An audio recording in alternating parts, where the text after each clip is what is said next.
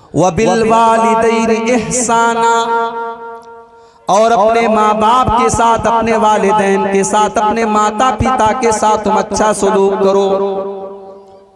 सबसे पहले अल्लाह ताला ने शिर्क से मना किया और शिर्क से मना करने के बाद दूसरे नंबर पर वालिदैन के साथ अच्छा सलूक करने का हुक्म दिया।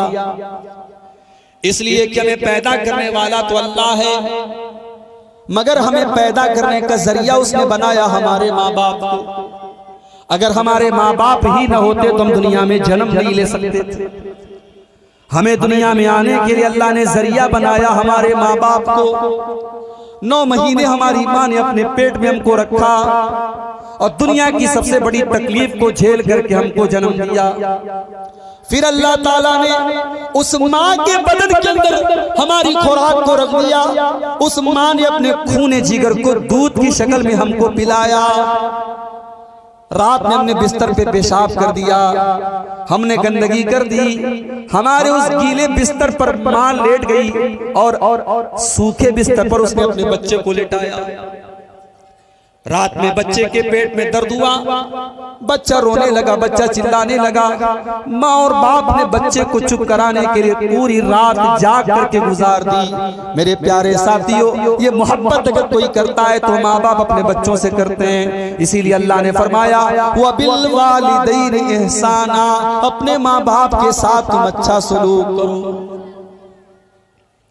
और जब तुम्हारे माँ बाप बुढ़ापे को पहुंच जाएं, जब तुम्हारे माँ बाप बुढ़ापे को पहुंच जाएं, बूढ़े हो जाएं,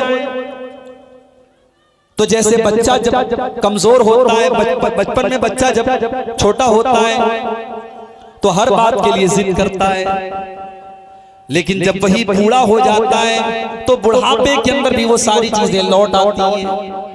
जैसे बच्चे जिद्दी होते हैं वैसे बूढ़े लोग भी जिद्दी होते हैं। बूढ़े लोगों को भी आप देखिए बात बात पे जिद करते हैं, चिड़चिड़ापन आ जाता है। जैसे बच्चा कोई चीज आज याद है कल भूल गया, बूढ़े लोग भी बहुत जल्दी बहुत सारी चीजों को भूल जाते हैं। यानी बुढ़ापा एक तरीके का बचपन है। इंसान के बचपन लौट आता है जब इंसान बूढ़ा होता है। जब तुम्हारे माँ बाप बुढ़ापे को पहुंच जाएं तो अल्लाह फरमाता इम्मा यबलुगन्ना इंदकल किबरा अहदुहुमा औ किलाहुमा, जब तुम्हारे माँ बाप में से कोई एक या दोनों बुढ़ापे को पहुंच जाए, बूढ़े हो जाए। पहले एक का जिक्र किया, पहले कहा कि कोई एक बूढ़ा हो जाए, इसलिए कि अगर माँ और बाप में से कोई एक अल्लाह को प्यारा हो जाए और एक जिंदा बचे तो जो एक बचता है वो ज्यादा परेशान रहता है। जब तक बूढ़ा बूढ़ी दोनों जिंदा हैं, दोनों एक दूसरे से अपना सुख दुख शेयर कर लेते हैं, अपने दिल का गुबार निकाल लेते हैं, अपने दिल की भड़ास निकाल लेते हैं। लेकिन अगर माँ चली जाए या बाप चला जाए तो जो अकेला बचता है वो बहुत परेशान रहता है। उसके पास तो कोई हम सफर भी नहीं होता, उसके पास तो अपना कोई सुख दुख बांटने वाला भी नहीं होता। अल्लाह फरमाता इम्मा यबलुगन्ना इंदकल किबरा अहदुहुमा, जब तुम्हारे माँ बाप में से कोई एक बूढ़ा हो जाए, औ किलाहुमा या दोनों बूढ़े हो जाएं, फला तकुल लहुमा उफ़्फ़िन, तो खबरदार खबरदार तुम अपने बूढ़े माँ बाप को कभी उफ भी न कहना, उफ भी न कहना। किसी को तकलीफ पहुंचाने का सबसे मामूली तरीका है कि हम उसको उफ कह दें। अरबी जुबान में, अरबी लैंग्वेज में, अरबी भाषा में किसी को तकलीफ पहुंचाने के लिए सबसे छोटा अगर कोई शब्द होता है तो उफ होता है। अल्लाह ताला ने सबसे छोटा शब्द इस्तेमाल किया, अपने माँ बाप को तुम उफ भी न कहना, यानी जुबान से उनको कभी कोई तकलीफ न पहुंचाना। वला तनहरहुमा, उनसे डांट करके बात न करना, उनसे झिड़क करके बात न करना। वकुल लहुमा कौलन करीमा, उनसे अदब से बात करना, उनसे रिस्पेक्ट के साथ बात करना, उनसे सम्मान के साथ बात करना, उनसे इज्जत के साथ बात करना। मेरे प्यारे नौजवान साथियों, ओ मेरी नौजवान बहनों, अपने बूढ़े माँ बाप का ख्याल रखो। उनकी बहुत सारी बातें गलत हो सकती हैं, उनकी बहुत सारी बातें आपको बुरी लग सकती हैं, उनकी गलत बातों को भी बर्दाश्त कर लिया करो, उनके गुस्से को बर्दाश्त कर लिया करो। जब तुम छोटे थे, जब तुम बचपन में थे, तुम्हारी बहुत सारी बातों को तुम्हारे माँ बाप ने बर्दाश्त कर लिया था। आज वो बूढ़े हो गए, आज उनकी बहुत सारी बातों को तुम बर्दाश्त कर लिया करो। अगर आपको बूढ़े माँ बाप मिले, मेरी माँ 2 साल पहले इंतकाल कर गई, 50 साल भी उम्र नहीं थी मेरी माँ की। आज माँ के जाने के बाद एहसास होता है कि अल्लाह ताला ने कुछ और दिन जिंदा रखा है, कुछ खिदमत करने का मौका मिलता है। जब तक इंसान जिंदा रहता है, हम और आप उसकी कद्र नहीं करते। हमें लगता है कि चलो हम ये भी कर लेंगे, वो भी कर लेंगे, मगर जिंदगी और मौत अल्लाह ने अपने इख्तियार में ली है। आप गारंटी नहीं दे सकते कब किसकी मौत आ जाए। अगर आपके माँ बाप बुढ़ापे में मिले हैं आपको, तो मौका मिला है मेरे प्यारे भाइयों अपनी मग़फ़िरत करवाने का, अपनी बख्शिश करवाने का। इस मौके को गंवाइए मत। अल्लाह के नबी जुमा के दिन मिंबर पे चढ़ते हैं, मिंबर की पहली सीढ़ी पर आप कदम रखते हैं, कहते हैं आमीन। दूसरी सीढ़ी पर कदम रखते हैं, कहते हैं आमीन। तीसरी सीढ़ी पर कदम रखते हैं, कहते हैं आमीन। साहबा ने कहा अल्लाह के नबी आपने मिंबर की 3 सीढ़ियों पर कदम रख करके आमीन आमीन का, हमको बात समझ में नहीं आई। आपने फरमाया ये मैंने जो आमीन कहा है, ये हजरत जिब्रील अलैहिस्सलाम की बद्दुआ के ऊपर आमीन कहा है। उन्होंने बद्दुआ की थी, मैंने आमीन कहा है। जब मैंने मिंबर की पहली सीढ़ी पर कदम रखा, हजरत जिब्रील ने फरमाया रगीमा अनफु मन अदरक वालिदैहि, उस इंसान की किस्मत फूट जाए, उस इंसान पर वो इंसान बर्बाद हो जाए जो अपने माँ बाप को बुढ़ापे की हालत में पाए और अपनी बख्शिश न करवा सके, अपनी माफी न करवा सके। जिब्रील अलैहिस्सलाम ने जब ये बद्दुआ की, मैंने आमीन कहा।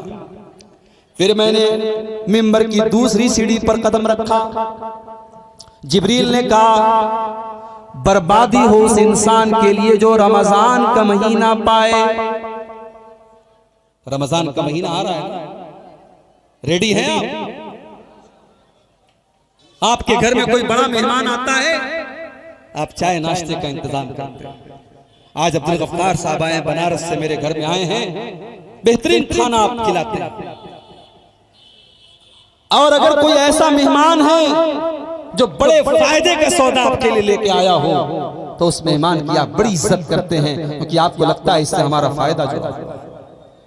मेरे प्यारे साथियों, रमजान का महीना भी बहुत बड़ा मेहमान बनकर के आ रहा है। अपने अंदर वो मग़फ़िरत को लेकर के आ रहा है, रहमत को लेकर के आ रहा है, जहन्नम से आज़ादी को लेकर के आ रहा है। मैं आपसे पूछता हूँ कि आपने रमजान के महीने के लिए क्या तैयारी की?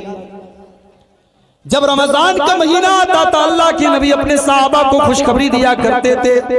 सही रिवायत है इब्न माजा की और सुनन नसई की सही रिवायत है। जब रमजान का महीना आया करता था, अल्लाह के नबी सहाबा से कहते थे अताकुम रमजान शहरुम मुबारकुन, ऐ मेरे सहाबा बरकत वाला महीना आ चुका है, रमजान का महीना आ चुका है। इस महीने के रोजे अल्लाह ताला ने तुम्हारे ऊपर फर्ज किए हैं। तुगलक़ु फीही अब्वाबुल जहीम व तुफ़तहु अब्वाबुल जन्ना, इस महीने में जन्नत के दरवाजे खोल दिए जाते हैं और जहन्नम के दरवाजे बंद कर दिए जाते हैं। वो तुगल्लु फीही मरदतुश शयातीन, और शैतानों को कैद कर दिया जाता है। लिल्लाहि फीही लैलतुन खैरुम मिन अल्फि शहरिन, और अल्लाह ताला ने इस महीने में एक रात ऐसी रखी है, एक रात है जो 1000 महीने से बेहतर है, जो 84 साल से बेहतर है। ऐ मेरे उम्मत के लोगों, उस रात को जो नहीं पा सका, उससे जो महरूम रह गया, उससे बड़ा बदनसीब कोई नहीं। ये है रमजान। तो रमजान हमें बख्शवाने के लिए आता है। अल्लाह के नबी ने जिब्रील अलैहिस्सलाम की बद्दुआ पर आमीन कहा। जब जिब्रील अलैहिस्सलाम ने कहा बर्बादी हो उस इंसान के लिए जो रमजान का महीना पाए और अपनी बख्शिश न करे। और जब मैंने मिंबर की तीसरी सीढ़ी पर कदम रखा, जिब्रील ने बद्दुआ की बर्बादी हो उस इंसान के लिए जिसके सामने अल्लाह के नबी का नाम लिया गया और उसने अल्लाह के नबी पर दरूद नहीं पढ़ा, उस इंसान के ऊपर बर्बादी हो, उस इंसान के ऊपर लानत हो। मैंने इस बददुआ के ऊपर भी आमीन कहा। गौर कीजिए, अगर बूढ़े माँ बाप आपको मिले हैं और आप उनकी खिदमत करके अपने आप को जन्नत का हकदार नहीं बना सके, मेरे प्यारे साथियों, तो अल्लाह के नबी उस बद्दुआ पर आमीन कह रहे हैं और जिब्रील जो फरिश्तों के सरदार हैं वो बद्दुआ दे रहे हैं कि ऐसा इंसान बर्बाद हो जाए। इसलिए अपने बूढ़े माँ बाप का ख्याल रखो, उनकी खिदमत करो, उनकी कदर करो। उसके बाद फरमाया वख्फिज़ लहुमा जनाहज़्ज़ुल्लि मिनर रहमा, अपने माँ बाप के लिए तुम बाजू को बिछा दो। क्या मतलब? कभी चिड़िया को आपने देखा होगा, चिड़िया अपने बच्चे को अपने पर के अंदर समेट लेती है। अल्लाह ने फरमाया वक़्फ़िज़ लहुमा जनाहज़्ज़ुल्लि मिनर रहमा, अपने माँ बाप के लिए अपनी रहमत के बाजू को बिछा दो। इसका मतलब ये हुआ कि अपने माँ बाप के सामने कभी तकब्बुर न करना, कभी अहंकार न करना, कभी अपने आप को बड़ा न समझना। तुम दुनिया की बड़ी से बड़ी पोस्ट पर चले जाओ, जितनी भी तरक्की कर लो, जितने बड़े भी तुम ऑफिसर बन जाओ, जब अपनी माँ के पास बैठा करो, जब अपने बाप के पास बैठा करो, तो अपने आप को छोटा समझा करो। तुम जितनी भी तरक्की कर लो, अपनी माँ से बड़े नहीं हो सकते, अपने बाप से बड़े नहीं हो सकते। जब माँ के पास बैठो तो ये सोच करके बैठो इसके पैरों के नीचे मेरी जन्नत है, और जब बाप के पास बैठो तो ये सोच करके बैठो ये जन्नत का दरवाजा है। वक़्फ़िज़ लहुमा जनाहज़्ज़ुल्लि मिनर रहमा, अपने माँ बाप के लिए रहमत के बाजू को बिछा दो। वक़ुर रब्बिरहमहुमा कमा रब्बयानी सगीरा, और एक छोटी सी दुआ अल्लाह ताला ने सिखाई कि ये दुआ तुम पढ़ा करो कि ऐ मेरे परवरदिगार, ऐ मेरे रब, तू मेरे माँ बाप पर रहम फरमा जिस तरह बचपन में उन्होंने मुझे पाला है। माँ बाप की परवरिश का आप हक अदा नहीं कर सकते। हजरत उमर फारूक रज़ी अल्लाह तआला अन्हु खाने काबा का तवाफ कर रहे थे। एक इंसान को देखा अपनी माँ को कंधे पर बिठाकर खाने काबा का तवाफ कर रहा है। बूढ़ी माँ है, बूढ़ी माँ को कंधे पर बिठाया है और खाने काबा का तवाफ कर रहा है।